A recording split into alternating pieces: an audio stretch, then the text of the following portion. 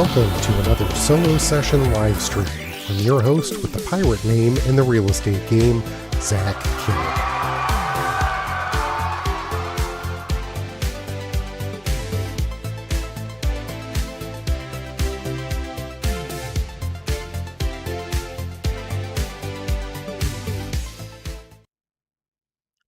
Welcome. Hey, check it out. I actually managed to pull that off. Keep skidding in sideways as usual, but I think that actually worked pretty well. I'll have to check the replay and see how that one's doing. But here we are, January 30th. 30 days whatever. I guess this is the end of January. This will be my last, Thursday live stream in January, so we'll call it the end of January. And I don't know about y'all, but like getting to the end of January, I feel like I earned that. It's like climbing a mountain with a pebble in your shoe. Like, not every step is painful, but about half of them were. So, oh my Lord. Yeah, but we made it, right? I mean, 2025 is off to an absolutely insane start. And I don't see it's going to be any different. So anyhow, here we are on the Thursday night live stream. I only got a handful of things. I've been so busy working behind the scenes trying to get stuff done, and I have just not been on my game or nearly as productive as I want to be, and I'm struggling with that notion that I need to produce more. But dang, some of these things, I mean, they take the time they take. Wait, do I have no, it won't be there. I've got a clip or a quote. Oh, is it under quotes? I don't know. I'm dead. See, exactly what I'm referring to. But anyhow, there's a quote from Warren Buffett, and I love the quote. He says, let's see if I can find it before I completely give up here. No. Yeah, it would help if I put my cheaters on so I could actually see what I'm looking for here. No, I don't have it here. Dang, that's like disappointing. That's okay, because this is one of my future upgrades that I'm working on, to be able to say like I've got a really cool tool, I'm waiting to roll it out. That's what it comes down to.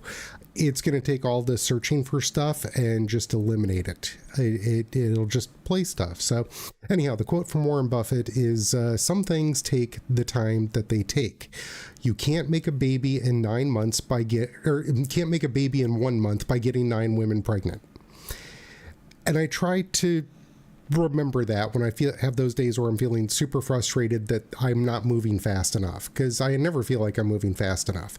And it's tough because I got a whole bunch of stuff I want to produce, and yet I did a couple of shorts for tonight that you saw one of them at the intro, and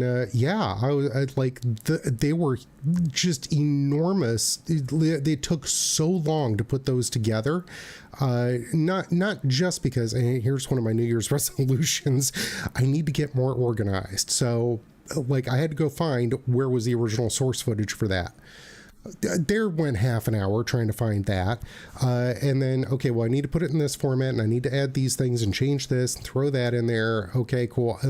Boom, there went another half hour, and then I got to, export it and then convert it and upload it and queue it up and all of this stuff. And it's it seems so easy, and really the end result looks so smooth, but you sit there looking at it going, why did that take an hour and a half, 2 hours?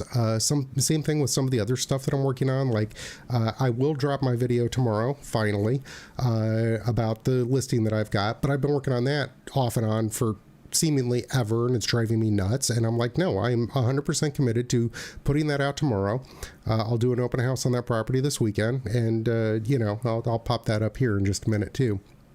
But it's it all, when it all goes well, man, it's kind of I like to think about a quote I saw, again, another great quote from Muhammad Ali. He said, I did everything to become a champion. but all people saw were the fights. They didn't see me in the background training. And there's a lot to be said for that. Like for those, like, it's not just prep, it's not just execution, it's putting the time in on target. And we don't see results nearly as fast as what we think we do. Or what we would want. I mean, like, you know, how many of you did the New Year's resolution thing and started going to the gym and you found out you had to go more than once to get results, you know? It just, you know, things, they take the time they take. So anyhow, if you're new here, follow me over on YouTube at Zach Kid Agent. I got to pop that up. Let's see, at least I got one person, 2 people watching. Hey, that's awesome. Yeah, it's going to be short and sweet, but it should be a little bit of fun. And I think this close, one of my projects for the upcoming weekend is to finally fix this so I can bring a guest on. I just have to sit down and do it, and I think I'm looking at a minimum of about an hour, but it could be days. I don't know, and once I start the surgery, I can't stop. So yeah, I will probably do that after I make sure that video is ready to be posted tomorrow, and then I can go whole hog on trying to make sure that I can have a guest on here and not have an echo. So, which, you know, we had a friend of the family, like, she was talking with my mom one day and they were talking about something and my mom was like, oh yeah, we could do and she said, why do you have to turn everything into a business? And I think that's just, you know, one of those things that's deep in our soul. That's just sometimes how we're wired, is like, we don't just see the problem that's in front of us. We see that other people have this problem too. And in this case, it's definitely an edge case. There's not a ton of people who are trying to do this. I did find one guy on Reddit who had the right scenario, and he gave me a good answer. I went and found the correct video to go with it. And although I'm trying to, like, again, it's on the to-do list for 2025. I did it a couple of years ago, but my French sucks, and the entire video is in French. Thank God for, you know, subtitles in English. But I'm watching it, I'm like, should I just redo this in English for the next person?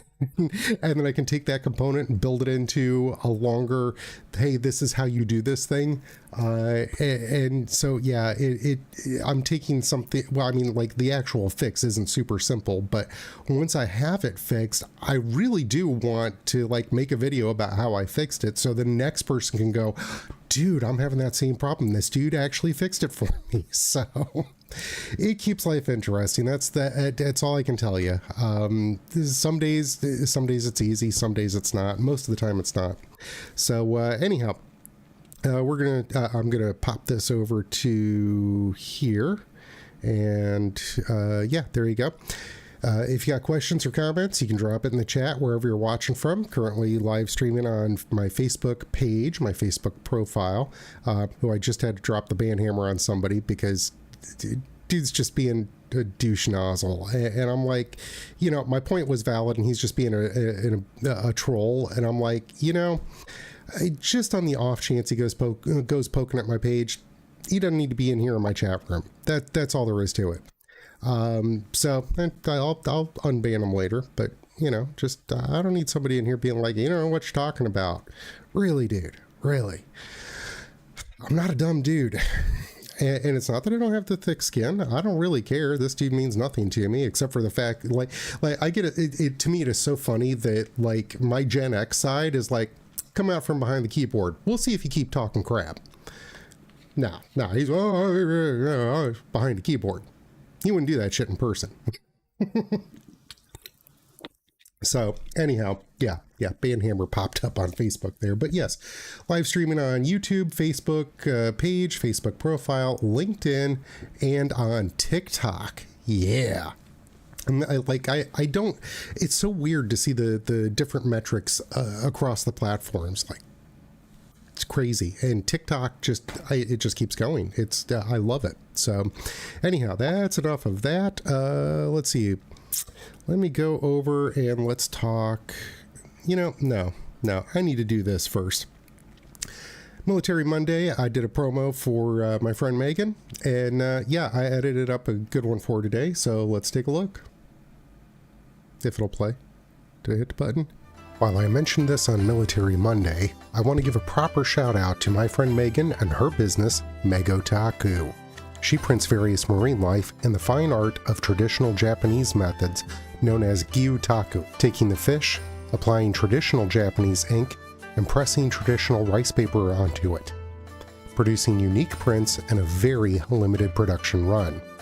Her prints are featured in many prominent Bay Area locations, and this month she has printed crabs. Check out her works and support her business by purchasing something that inspires you. Or, if you have caught your own fish, you can contact her for pricing. These prints are available via her website at megotaku.com.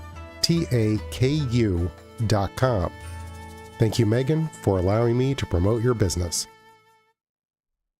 See, that's one of the things I love about, I mean, basically this is, what would have been a radio show back in the day, and I want to do more of this. I get totally geeked out. I love doing this. Again, the back end side of the production, it's migraine inducing. But at the end of the day, it's really cool to be able to say, hey, Megan hopped on the live stream on Monday. I gave her a shout out. She was so thrilled. It's so cool to just put together a little promo for her, and despite the little glitches that are inherent in the video that I couldn't fix.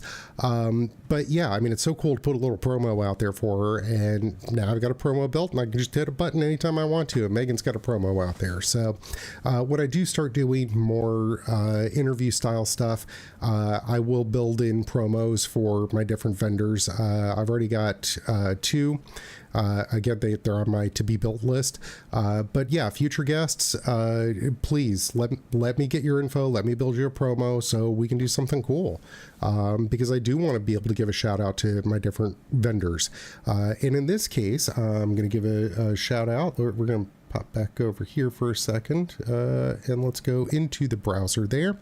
And I'm going to give a shout out to, here we go, Brian Heckman Mortgage Company. There we go. Let me scroll back up. Brian Heckman and his team are just gangbusters.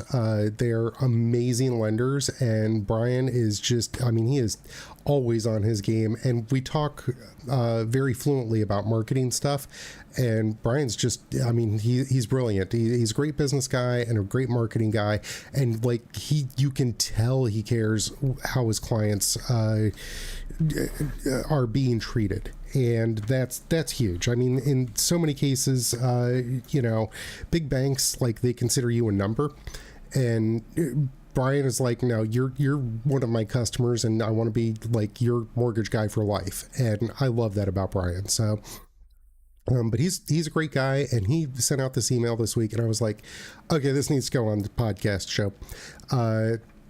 Great news for home buyers. The Consumer Financial Protection Bureau. There we go. I said it. Might not be right, but I said it anyway.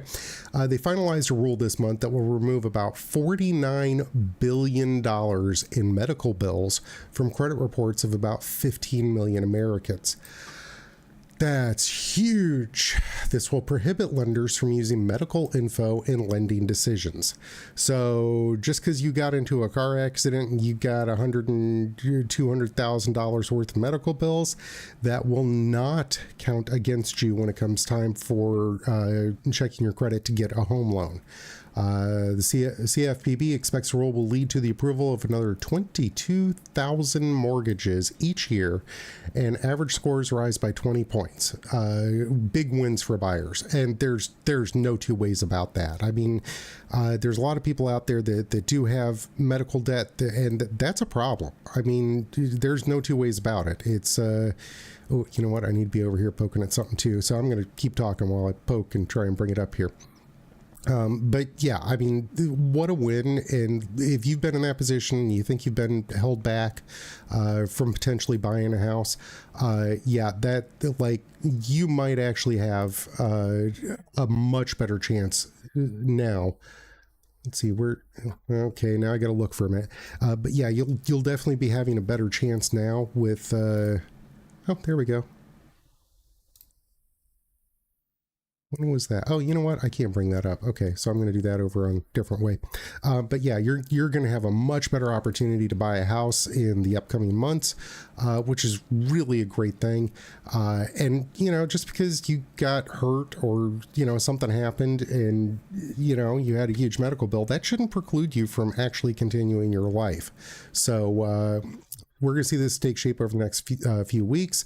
Stay tuned, but be aware and share this news. You have people buying and selling who will take this news as their why to talk to you. Some will close in the next 90 days.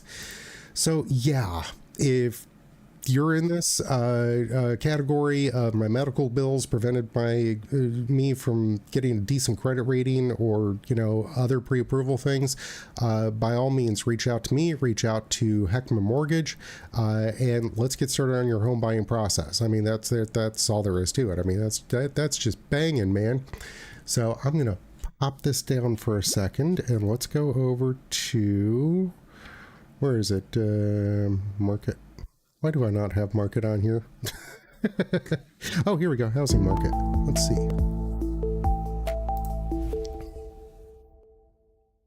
Only got 2 slides in here. This one's going to be a little bit tough to see, but big events prediction markets are forecasting U.S. recession before May of 2025. And you know what? Just because it's a pain to read that way, I'm going to read it off of my own screen. Oh, hey, that didn't work like that, did it? I don't know. We'll see. Anyhow, this is AI driven analysis of what the market's doing. And this is a prediction market. So think of it like stock market for guessing future events. People buy and sell shares, basically bets, based on what they think will happen. While it's not 100% accurate, because, nobody can tell the future unless you got the crystal ball. They often glimpse on what the market thinks will unfold in the upcoming weeks and months. Top predictions, the market thinks there's only a 6% chance of recession in the U.S. before May of 2025. 75%, this one I love. 75, well, okay, so 1 in 4 people are expecting a TikTok ban in the U.S. before May of 2025. That happened, but went away really quickly, same day. This one I love, though, and I can't remember who the quote's from, but it's everything's got AI anymore. Like you can't turn any place without some product saying AI. And look, man, someplace around here I might have the clip of the. So I'm just going to say it. The Flex Seal dude slapping the sticker on the side of the water tank there. That everybody's slapping the AI sticker on everything. So, but this is a big one to me. Is 75% of the market bets that AI will finally pass the Turing test before 2030. If you're not familiar, the Turing test basically says if you're talking to the computer and the computer can talk back to you, at what point would you not know that you're speaking to a computer? And that comes from Alan Turing. This was 50, 60, 70 years ago now that he proposed this as a test. Can a computer give me real-time feedback as a human being would? Can they talk like a human? Or would they pass as a human? And so like 75% of the market is thinking that that's going to happen before 2030. I think it's going to happen very soon. But the quote that I love is, "I'm not scared of a computer that can pass the Turing test. I'm scared of a computer that intentionally fails the Turing test." That it's smart enough to go, I don't want you to know that I am basically sentient, so I'm going to fail the Turing test so you don't try and shut me down. Skynet. Yeah, baby. Anyhow, yeah, and the rest of this is just kind of bogus. But yeah, a lot of them are thinking recession before 2025 or before May of 2025. I don't really think that's, we're not there. And there's been a lot of stuff going on in the market. And I'm going to say it because it's the fact of the matter. I don't care if you love him or hate him. But since Trump took office, the interest rates have trended down slightly. So, and that's not unusual. There's now what we're going to refer to this as stability, because, you know, between the election and when somebody gets inaugurated, there's instability. The market doesn't like instability. And there's some sweeping reforms going on that is still kind of unstable. And yeah, there's just so much to it. Again, not sitting here with a crystal ball, but this is a huge graphic. This is from somebody in my brokerage, Bernie Lutz. He pulled this up from the MLS, and this market data is regarding the number of vacant and active listings. So I'm not going to go too crazy, but if you look, January 2021 is the lowest point. And we're just going to call that 4,000 listings. And now we're up over 26,000 listings. And prior to 2021, I mean, the market was trending 14, 13, 12. I mean, like 12 to 14,000 listings per month, like that. That was still kind of considered healthy. 2021 was 2020 and 2021. Like if you look January 2020, it went nuts. That's when we had all the bidding wars and everything was just absolutely crazy. So, and then, you know, it kind of has trended up and down a little bit, but look, it's, oh my Lord. And we're feeling that right now. Like there is a lot of that in the market that, homes are sitting on the market longer. And right now we've got some weird pressure going on with the market that because like the inland homes are now more desirable, they're still sitting on the market, but the price points are trending up because there is more, at least perceived, demand. Because, you know, who wants to be coastal right now? Like after watching what happened this year with 3 hurricanes, Debbie, Helene, and Milton, yeah, like we all know the insurance is going to go crazy. And a lot of them were just like, forget it, man. You know, I'll move someplace else that doesn't have to worry about this, and I don't have to worry about the insurance. So, and then those inland spots, I mean, they're still sitting on the market because everybody's still kind of gun shy about coming to Florida. So yeah, it's a problem. We have got way more than historical norms. And even at that, like we're still at what I would consider to be a balanced market, 5 to 6 months time on market. But yeah, like condos, oh God, they are a hard buyer's market right now. Like if you're going to sell a condo, you're going to sit on it for 7, 8, 9 months. And that's if it's priced correctly. There's, you know, it's going to be tough out there. But these are listings of single family homes that are vacant or active, and the number is just insane. So yeah, if you're thinking about selling your house, don't be in a rush. I do have a couple of resources if you are in a rush, and if that's something you're thinking about or you need to do, I do have some better strategies than just, you know, hacking the price down to nothing. But yeah, like find yourself as somebody who isn't just going to put a sign in the yard and pray.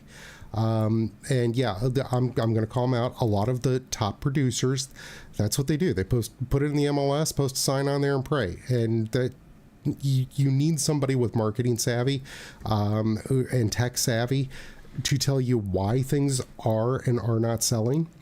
And how you can best put your property into a zone that will sell.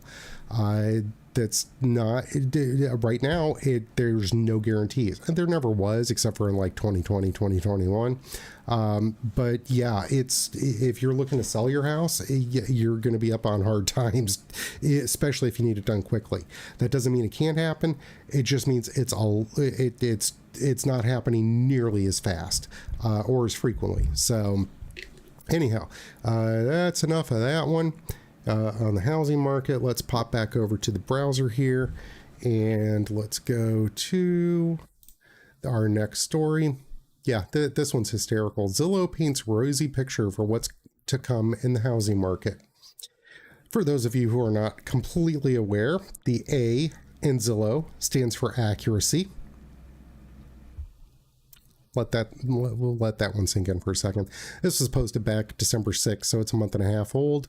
Data analytics at Zillow have generally painted a generally optimistic outlook for residential real estate in 2025, with more inventory and higher wages increasing affordability and purchasing rental power. Yeah, there's a lot more inventory out there, isn't there? We just covered that. So anyhow, before you explode into a flash mob song and dance routine, higher interest rates could appear from the shadows and rain on everyone's parade. I honestly think interest rates are going to trend down a little bit. The markets hit the brakes pretty hard. So if those interest rates don't trend down, we're not going to then you're starting to talk, well, okay, things are they're slowing down. Maybe we start using that recession word. Really don't want that right now. So this is more of an investor's take, but take advantage of increased housing activity. Next year will probably be a year for recovery rather than zooming into the stratosphere with price increases. Yeah, that's true. We're going to see a shift in demand from three things. Two of which were Hurricane Helene, both in Florida and Georgia and the Carolinas. I mean, like there's so much damage out there still that can't help but affect the surrounding area. Like if you want to move to Western North Carolina right now, forget Chimney Rock. There ain't nothing there. So that same thing with here. Like there's some properties that they're going to have to be rebuilt. So that's definitely going to put a damper on those, and that means there are fewer properties available. So same thing happens. The other one would be the fires in California. There's a very large tract of land there that is now basically uninhabitable. So these are considerations. They're not necessarily hard and fast rules, but let's just spitball here and say it's 1 million homes nationwide that got destroyed or are currently uninhabitable. If you got 10 million people moving, there's 1 million homes that are off the market. That's all there is to it. So anyhow, Zillow's 2.6 home value growth prediction for 2025 is modest and not too dissimilar to this year's, which is a good thing. Thus, flippers will have more buyers and landlords will have more tenants as long as investors remain realistic about profits and rents. Huge thing there. Zillow estimates 4.3 million home sales in the coming year, up marginally from 4.1 in 2023 and a projected 4 million in 2024. I don't think we're going to hit that. I think we're going to be down, I hate to say it, but like 3 million. I think there are a lot of people who are out of the market right now. I think the market's slowed down tremendously, and people, there's a lot more shift to remote work, unless you're a government worker, in which case get your butt back to the office, or send in your resignation. But yeah, I mean, like if you can work from home, and you can have your home in Iowa or Nebraska or something, you're good with the cold, which I'm not. But yeah, like why would you want to buy a house someplace else? The office is in New York City. Cool. Why would you pay New York City prices? Like, for what you'd spend in 2 months rent there, you could, buy a house in Iowa. So, remote in. And then once you're there, you have no reason to move unless you just don't like the cold, like me, and you want to move to Florida. Or, Georgia or, someplace that's a little more tropical. I can't say that though, because it snowed in Florida. In Louisiana and Alabama, like Mississippi, Texas, like coastal. Yeah, things are just weird, man. Southwest will become a buyer's market. Same thing's going on right here, right now. The trend will set to continue as the hotspots spread from the southeast, Florida and Texas, to the southwest, Arizona, Nevada, Texas, and New Mexico, and inventory loosens up with an increase in new construction. I think it's going to be a year or two before we start seeing a push for new construction here. I mean, right now we're just scrambling to keep up. Like my wife manages condos and HOAs. She's got a property out on the beach right now that their safety fence around their pool was tore up from the storm. Like it wasn't completely destroyed, but it needs to be replaced. And she's like, nobody has fencing, there's no contractors to do the job. Like yeah, I mean, like when the power goes out, we have people down from Canada, and Canadians refer to their power company as hydro. I mean, I understand hydroelectric, but hydro means water. We want electric. I don't care about your hydro. We got plenty of hydro. We want electric. But yeah, like we had the contractors come down from the Canadian hydro, and they put our electric back on the grid. We don't have a system in place to deal with that for contractors. And look, if you can, put in a fence in Nebraska, you can put in a fence here. Here's local codes, go to town. But it doesn't happen that way. So, and because of the level of destruction, some of the crazy stuff, I think the home builders are going to be in a good position in the upcoming years. Fair warning though, if you're looking at new construction, get yourself a kickin' chicken home inspector, and I know you're gonna go, it's new, look, don't believe that crap that just because it's new doesn't mean it doesn't have problems. I've got plenty of home inspectors that I follow, and they'll go into new construction and go, like, why is this roof not attached? Just like some of the stuff's a little nitpicky, but look, if you're buying a brand new home, it should be like a brand new car. Shouldn't be a damn thing in the world wrong with it. Hire a home inspector and let them go through with a fine-tooth comb and go, look, you've got a crack on the lip of your brand new, freshly installed bathtub. That may or may not be a deal breaker, but if you're paying for brand new, you expect it to be brand new. Like if you went down and bought a brand new Mercedes, I don't think you go, the crack on the dash is fine. No. Get a good home inspector, even on new construction. And I really do think we're going to see more of that.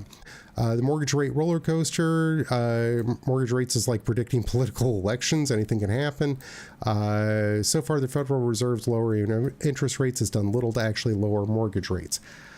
I think in the upcoming months, we're going to see the mortgage rates trend down. It's just gut feeling. I don't know what else to tell you, but and I'm not studying. I'm just looking, just the passive, seeps into my brain. I think that's a really good possibility. Zillow courageously predicts more interest rate uncertainty. Look, I've got a quote someplace. Again, I've got to get this programmed in here from what is his name? Paul Krugman.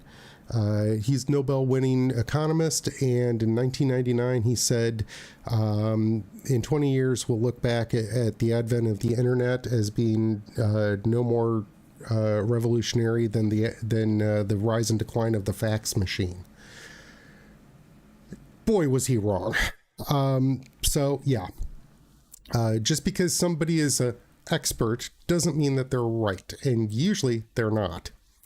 So investors should pay close attention to the rates, and amid the dips where there surely will be, you should clamor to buy or refinance.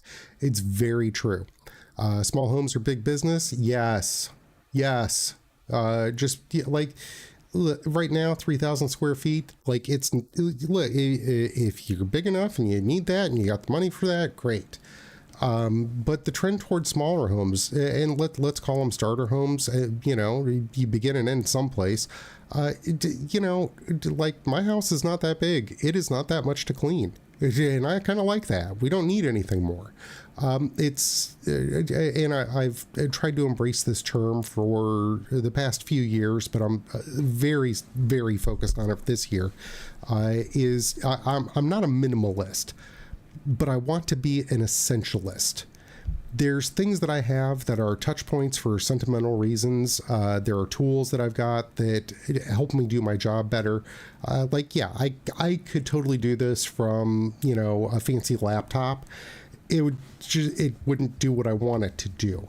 And I don't see any problem having, a good microphone and a good camera to make a better product. I've got some sentimental stuff that they're touch points. Those things I'm going to keep. But, do I need the latest, greatest whiz-bang TV and all the rest of the... No.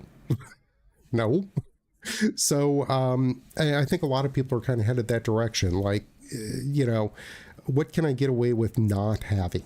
It's not that, you know, we want to necessarily deny ourselves, just we want to be more selective about what we're bringing into our lives, because the more you got, the more you got to deal with. So Zillow predicts American homebuyers embracing of smaller houses, signified by the word cozy, and more listings. Please don't use cozy. Up 35% in 2024 over 2023 will continue. Find a better word. Grab a thesaurus. Do not rely. Look, if your agent can't pass the AI test, don't use them. I'm going to say that. Means flippers who buy smaller homes will spend less on renovation. The landlords looking to invest in small multifamilies could find a large pool of applicants. It's true. For rookie investors, house hacking and small multifamilies have always been a proven way to take advantage of FHA owner-occupied financing while allowing tenants to pay the mortgage. Yes. Huge thing. Downside here is we don't have a ton of small multis. That's duplexes, triplexes, or fourplexes, also known as quadplexes. Depends on how fancy you want to be. Yeah, like I really wish we had more of those in this area, because what a great way to get on with your stuff. Holy crap. Hold on a second here. Let me pop this up. Chat box. Look at that. Sean's here. Dude, I don't know how long you posted, how long ago he posted that up, but hey, Sean, thank you for your support. I totally appreciate it, my man. But anyhow, yeah, small multis, even small homes, there's meat on the bone there. It's, you know, it's not a brontosaurus set of ribs. You know, there might be baby back ribs, but who cares? Like, you can still eat on that. So as rentals fill, tenants will have less room to negotiate, and that is very true, and we're seeing that right now. There's a lot of pressure on the rental market for the people who were displaced from the storms. And then we're still seeing, you know, even with short-term rentals, you know, people want to come to Florida on vacation. So, you know, it's how do you make this happen? So anyhow, that's that one. Let's go to new data spells out key factors driving migration trends. Again, this is from Bigger Pockets. New report from Redfin details why both homeowners and renters move in 2024. Again, this is last year's stuff, but you know, hindsight's 2020. It's good to look at these things. While the top reasons are the same they've always been: the desire for more space, greater affordability, and being closer to family members. Couple of reasons stand out. These are worries about crime and climate impact. Yeah, Florida, North Carolina, Georgia, and California right now with the climate impact. Yeah, and you know, basically any Gulf Coast or East Coast state. Like if you're not in Iowa, just God, like who wants to deal with that weather? But yeah, I mean, unless you're there, your climate impact's going to hit you. That's all there is to it. In total, 17.5% of respondents said they plan to move within the next year because of crime concerns. Yeah, see, fair warning. Your agent cannot tell you about the crime statistics. They can tell you where to look for the crime statistics. It's fine for Zillow to put up the crime statistics because it's an automated platform, but I can't tell you, hey, this area over here, it's a high crime area. Can't do it. It's stupid stuff. Our hands are tied on a lot of these things, while other companies aren't. While 13.7% said they plan to move because of climate risks. Okay, fair enough. Like, you know, nobody wants to get hit with a hurricane, believe me. These loom larger in people's minds in the search for areas with lower property taxes, which was 11%, changes in family circumstances, 10.3%, and better school ratings, 8.8%. I don't know if better school ratings are a real good motivator. I mean, sometimes they might be, but of course, any report gives a limited snapshot of the population as a whole, and how these figures play out in reality will vary depending on location. It's worth looking into. Worried homeowners versus carefree renters. It's not so simple. Yeah, logically, it makes sense that all homeowners overall should worry more about longer-term issues like climate change. Look, Florida, we got to worry about hurricanes. That's all there is to it. Per the report, 20% of homeowners worry about crime in their current area versus 16.3% of renters, because that affects your property value. If you're a renter, you put your stuff in a U-Haul, you say, I'm out, and you're gone. You have nothing tying you to that property. If you're owning it, you're stuck because the next person has to want to buy it. And that's painful. So I'm surprised that we're talking 20% of homeowners versus 16% of renters. I am surprised that is only a 4% gap. I would think renters just would like maybe 5%. Because like, if you don't like it, and look, I understand sometimes finances, there's every once in a while you got a little something that you can't move from where you're renting at. But generally speaking, if you're a renter, you're mobile. You can say, nope, don't like it, moving to Iowa. I'm picking on Iowa today. When it comes to climate concerns, the disparity is larger. 17% of homeowners versus just 10.6% of renters. Yeah, that again, because homeowners are the ones that have to worry about paying for the insurance, worry about fixing the damage, worry about the FEMA 50% rule, blah, blah, blah. There's a lot of problems with owning a house in an area that could have damage. And look, ain't no place totally safe. None. Things happen all over the place. You're rolling the dice. And so I'm going to tell you this. When I was getting out of the military, I was stationed in the middle of California, mid-coastal California at Vandenberg. And when I was getting out, everybody's like, oh, where are you going? I'm like, I'm going back to Florida. And like, you would see it wash over people's faces. They're like, what about hurricanes? Dude, we're like, at the time I was like, we're in California, the land of earthquakes, no warning on that. Mudslides, no warning on that. Fires, very little warning on that. And floods, very little warning on that. I got 5-7 days heads up on a hurricane. Like now we're up to like 2-3 weeks. Hey, we got a little, there's a cloud over there. We're going to keep an eye on that cloud. It's not really a problem yet, but that cloud could become something. Like 3 weeks out on this stuff. So, and look, some things, I'm not going to say it's impossible for a hurricane to sneak up on us, but it's probably unlikely. And, all hail Dennis Phillips. He's very good about keeping us correctly informed and, without the hype. So, I'm a little less stressed, although I think it was Milton kicked up those horrible tornadoes over on the East Coast. That was first for me. But yeah, I mean, it's obviously a problem when you're the one who has to worry about the house and the FEMA 50% rule and your insurance skyrocketing and blah, blah, blah. Renters, oh, hey, look, yeah, my rent's going up. Greedy landlord. It's not the landlord. It's because they're getting hit with double the insurance premium. They got to, that's not going to come out of their pocket. So, and the renters can just pick up Anchor and go, Iowa sounds nice. The temptation here is to say that homeowners are more concerned. They have to deal with repairs. Yes. In addition, because selling a family home isn't as simple as leaving a rental, they have to put up with the impact of local crime for longer. Yeah, didn't I just say that? Yeah, renters are much more mobile than homeowners. If something goes seriously wrong, they can just leave. Flip side of that is you got to go someplace.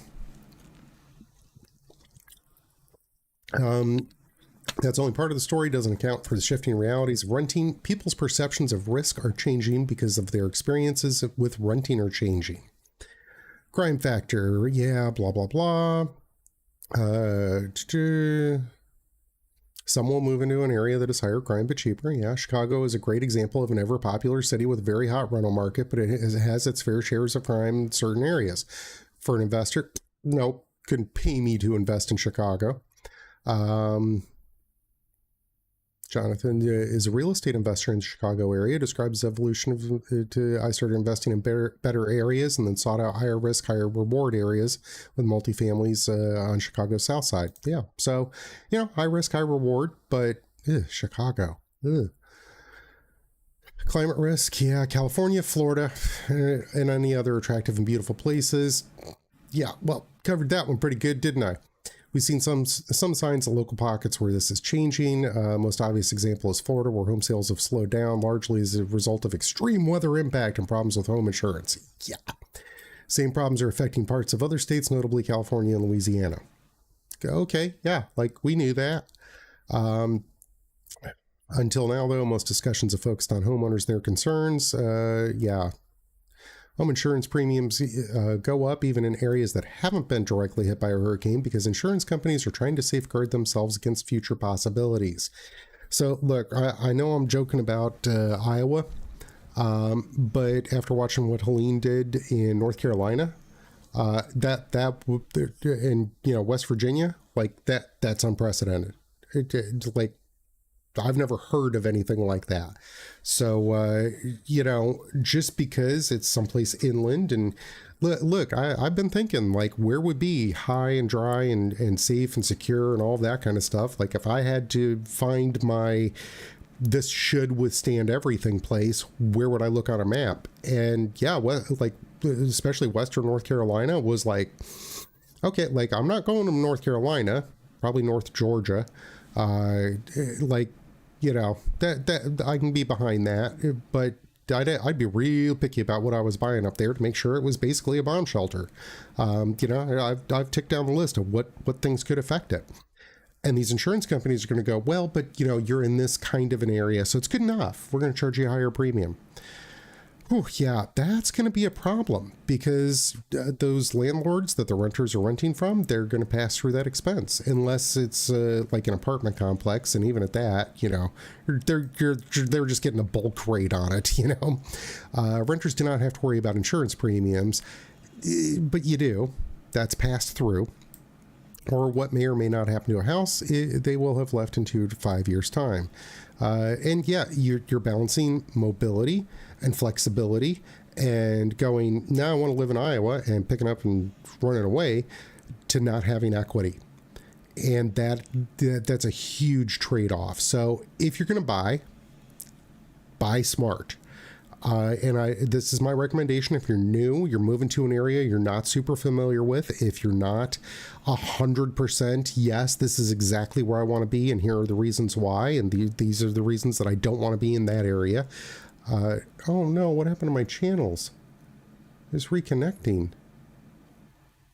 We had a little glitch there, so sorry about that. Let's see, are we still streaming? Apparently. Yeah, we're back to streaming. I don't know what happened there. I think that was a glitch on Restream side, or maybe my internet. Who knows? But anyhow, yeah, like talking about the difference between renters being, mobile and homeowners being able to build equity. There's a happy medium there. And I generally say if you're renting and look at an area and go, I kind of dig Clearwater. Let's go look at Clearwater. I'll rent for 6 months. 6 months gives you the capability.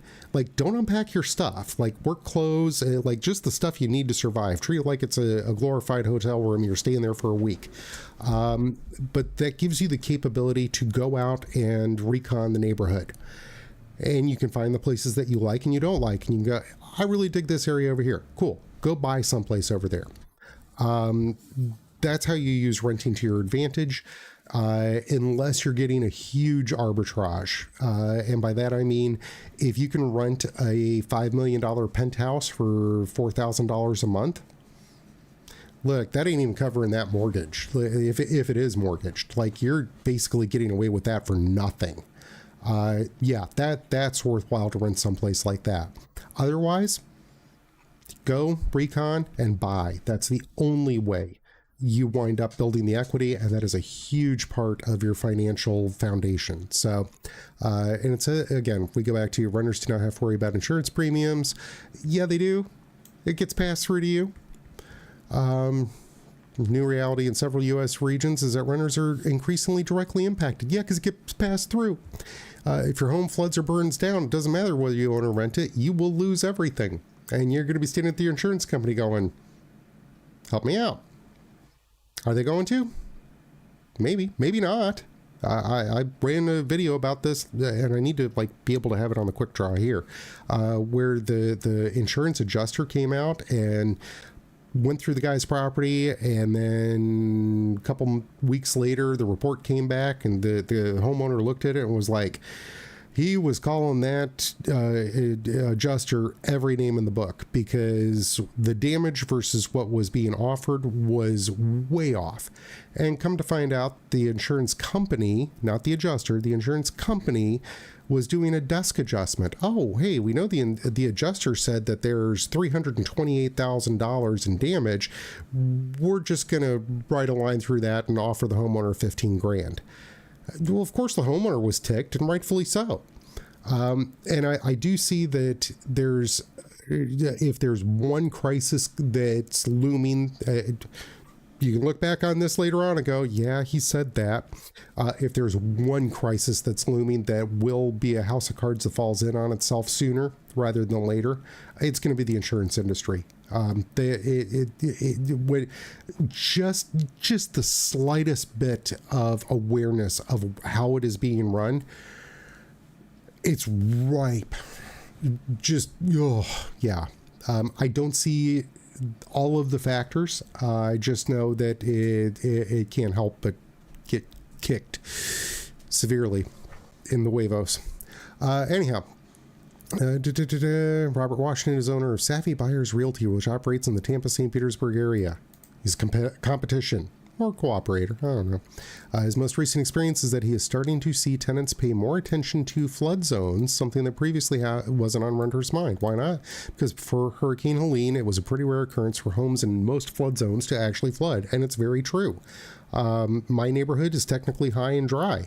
And I can give you a multitude of reasons why, but by the numbers, we're way above anything that should flood.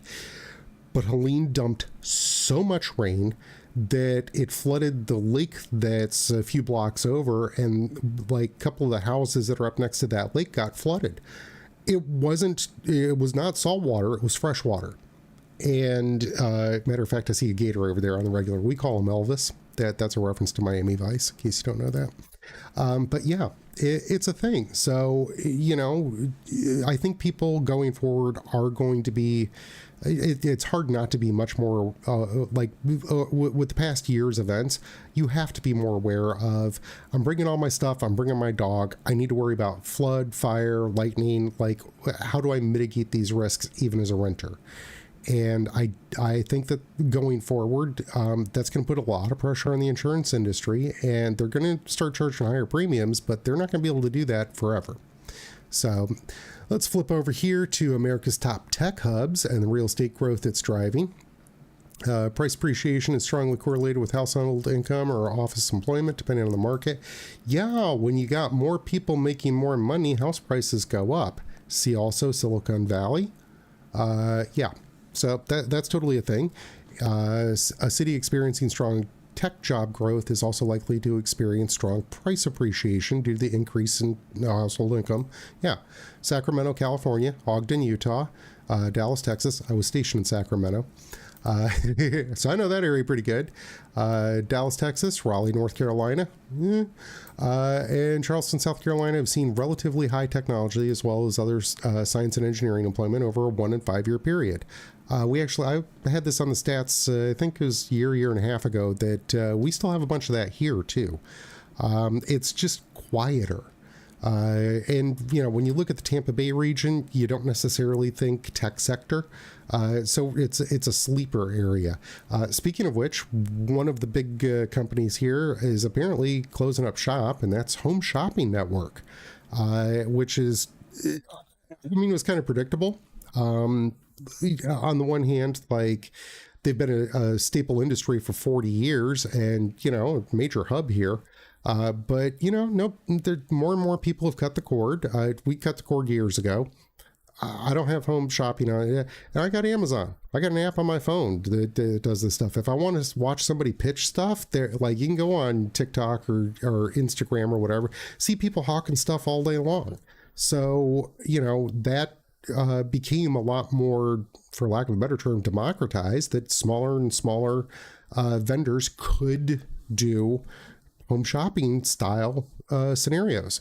So, it's not surprising. They lost their solid footing now, especially now that everything shifted to, I'm going to say, an app-based market, because, back in the days of the internet, they were still you went to Yahoo or something to go look up something. They were still on pretty solid footing. Everybody was watching TV for the most part. You weren't like watching stuff on YouTube. Once YouTube and apps took over, man, you could see that decline coming. So, at least I could have predicted it. I don't know about anybody else. Redfin once published data that showed for every 1% increase in tech workers in the sample of cities, there was an average 0.5% increase in home prices. Granted, the article was published almost 10 years ago. Man, you're talking dinosaur land by tech standards. But I still think the underlying assumption still holds. When an area adds many tech jobs, home values increase. Of course they do. So, and they're talking, San Diego, California. Oh, yeah, median household income correlation 0.98. Woo, yeah, it's almost 1-to-1. Sacramento, again, 0.96, almost 1-to-1. Fort Lauderdale, Florida, office employment 0.95. There you go. Tampa, Florida, office employment 0.95. Go figure. Like I said, we're at the bottom of the list, but don't sleep on our area. Closer to the correlation is to one, stronger relationship. We can see that real estate prices in top metro areas strongly correlated with household income, office employment, which includes tech jobs, total employment dependent on the MSA. So, yeah, don't sleep on this area. We are actually doing really well. On this graphic here, I don't know if it comes up good enough over on the main screen. 5-year annual growth is projected to be 3.13%, 1-year growth 5.78%, total tech jobs 51,270. Lost it, moved my mouse, per 1,000 jobs 36.29. So, we're doing pretty good, which that is a big change for this area. When I was growing up, it was all about the tourism industry, and everything outside of the tourism industry was in support of the tourism industry. And that's changed so much. The tourism industry, by comparison, is an absolute joke now. Like it's almost non-existent compared to what it was 40 years ago. That being said, we've shifted into more tech and office stuff. So it's not a bad thing. Blah, blah, blah. Top cities with 1-year job growth. Tampa St. Pete, yep, 5.78%. Indianapolis may have had a 9.36 1-year growth in tech jobs, but its 5-year compound is 0.4, which means over a 5-year period it had a net loss of technology jobs. Yeah. So, there's some good stuff out there to consider. Anyhow, I don't know if that came up over there correctly. It doesn't look like anybody else is in chat asking any questions. Yeah, looks like I've still got one on each platform. So I thank y'all. I really, really do. Mom and father-in-law, all but guaranteed to watch my live streams, and I love that. That's so awesome. So let me pop back over here and let's see, where's that thing? There we go. Before I close out here, because maybe somebody will just kind of skip to the end and they'll get to see this promo. I got to promote my listing again. Full video dropping tomorrow. If I can get my edits done. I don't have any choice. I got to get my edits done. I said it's dropping tomorrow. So let's take a look at this listing.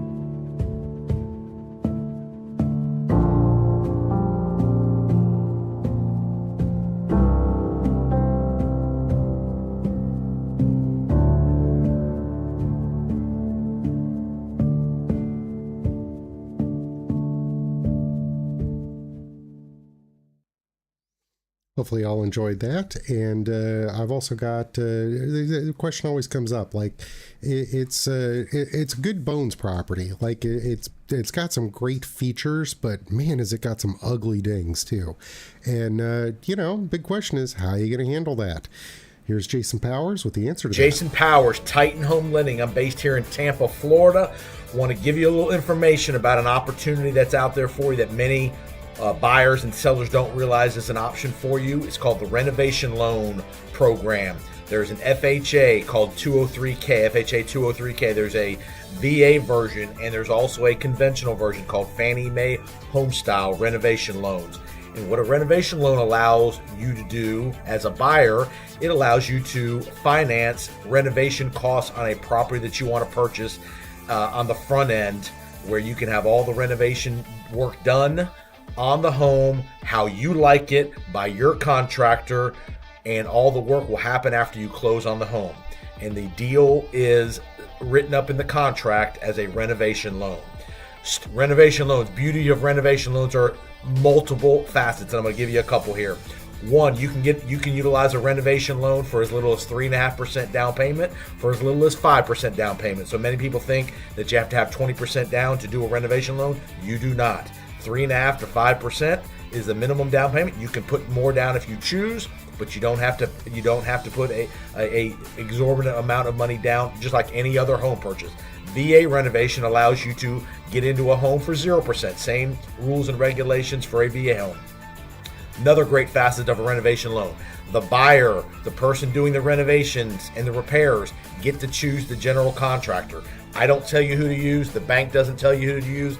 As long as they're licensed and insured, you get the choice of who you use for your contractor. There's only one appraisal.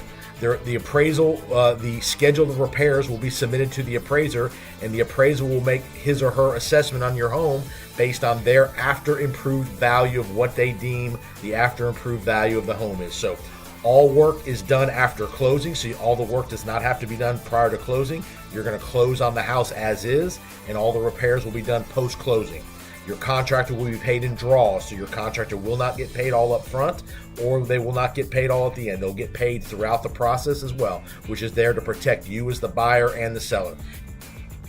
All repairs are virtually eligible to be utilized. So if you want to add a new pool, you want to fix a roof, you want to fix your landscaping, you want to do a new bathroom in a home, you want to do new furniture, almost anything you want can be included in a renovation loan.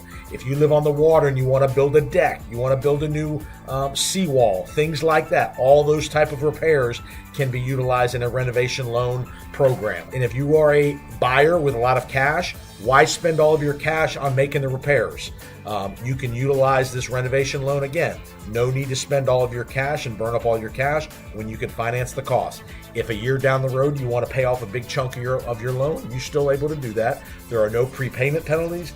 Everything's normal, like a normal loan. It just allows you to finance the cost of the loan. So I definitely would recommend renovation lending to you. Reach out, Jason Powers, Titan Home Lending, anywhere in the state of Florida. I'd love to help you. If you have any questions, reach out to me and I'll be glad to help you. 205-790-1404. Renovation lending is a great option here heading into 2025. And any other lending help you might need, reach out. I'd love to help you. All right. Let me flick back over to, there we go. So yeah, it's getting to be dinner time. Dog already abandoned me to go eat her dinner. So I think it's about time to get out of here. We're going to turn off the chat wherever you're at button. Real quick shout out to Sean Rigney. Thank you, brother, for supporting me. Another shout out to Mego Taku, Megan. Awesome job with the little Krabby Prince. And if y'all are interested, her website is megotaku.com. I'll put that in the comments wherever I post this out at. I'll go in and edit. Yeah, for coming and watching, let me know. Let's try the new sign off, and I'm out of here. Thanks for watching. Thanks for joining me this evening. I hope you found it entertaining, maybe even informative. If you have questions, please email them to podcast@zackkidd.com, and I'll include the response in the next live stream. Until then, I'm Zach Kidd, Realtor.